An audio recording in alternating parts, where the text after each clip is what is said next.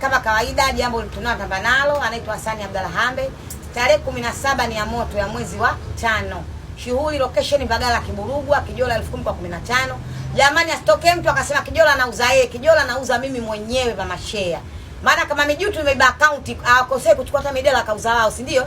Ukiuziwa Kijola na mtu mwingine sikwende kwenye shughuli na kukunguta kama mbwa. Hakikisha Kijola amenunua kwangu ndo naingia kwenye shughuli yangu. Kijola hujanunua, sitaki makasiriko ya mtu mzima. Sitaki. Makasiriko za mtu mzima alokata siku. Kugombana na wazee sitaki. Maana mtu anatoka huko kwa kanzu yake, sio kanzu ya marehemu bibi yake, kasimama getini kama jini. Sitaki.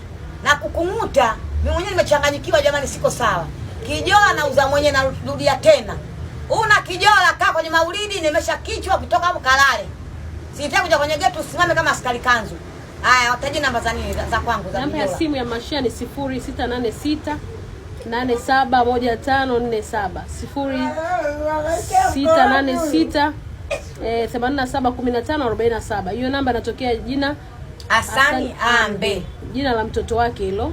0686871547 ndo namba Mama Shea, unaweza kusema hapo. Yake na kwako yatajie.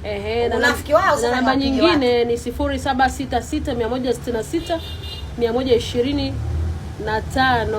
Ukumbini kwangu nimesema sare Kijola changu. Sitaki Kijola cha babako mzazi, mamako mzazi. Umekuja hapo mtu anavua mtenge wako umemkaukia kasimama kwenye gate. Jamani, simtafutie ubaya, shughuli gharama. Naenda ukata kibali askari kama kaida na tali nje. Ukikamatwa ufanya kichwa kama bonye. Sio shughuli ya maonesho kuja kuangalia samba bure, ukome tena ukome. Namba ya simu ndio niuliza habari Gigimani anakuja, mwenyewe Gigimani mamako mzazi Gigimani. Wewe unakuja kwenye shughuli unataka Gigimani. Koma. Mimi mwenyewe nataka kwenye shughuli za watu sija kumwona Gigimani wala Masha. Uongo jamani? Yaani mimi naalikashuta sikia Gigimani anakuja.